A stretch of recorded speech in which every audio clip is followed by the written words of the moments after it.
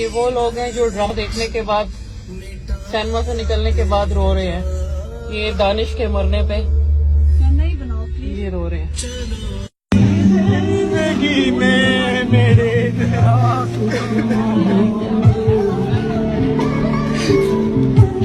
बात कुछ नहीं होता, ड्रामे को ड्रामे की नजर से देखते हैं, उस लड़क को कुछ नहीं होता, कुछ नहीं होता, उस लड़कते हैं, ड्रामे को ड्रामे की नजर से देखते हैं, एंजॉय करते हैं। हेलो मम्मा,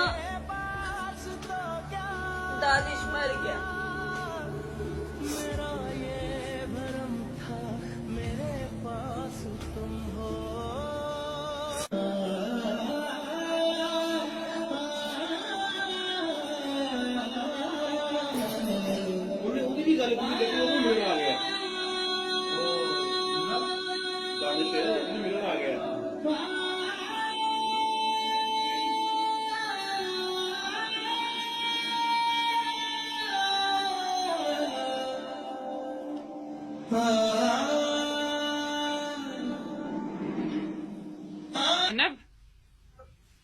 क्या हुआ है?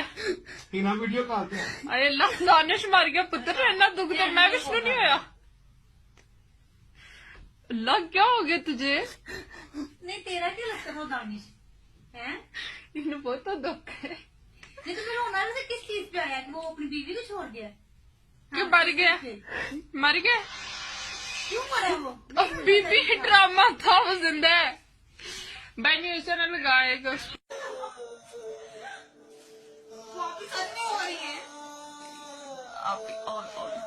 ओए अल्लाह, मेरे पास तुम लोगों को देखने वाली आवाम।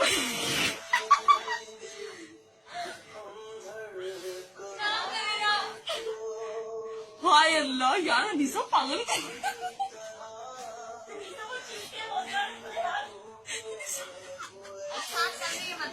अनीसा भी वो बच गया, वो देखो।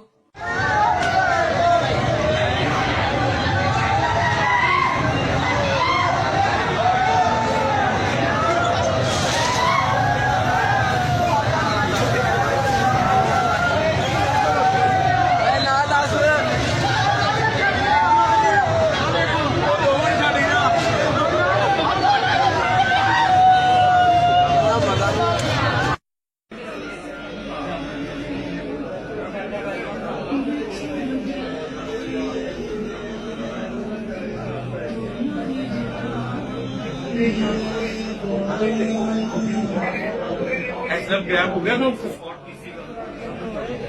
अरे बाप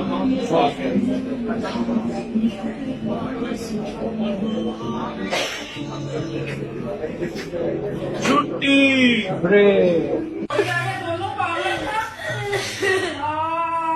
दानिश मर गया।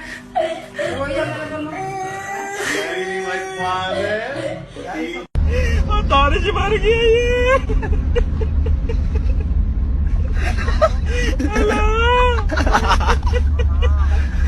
दानिश मर गया ये।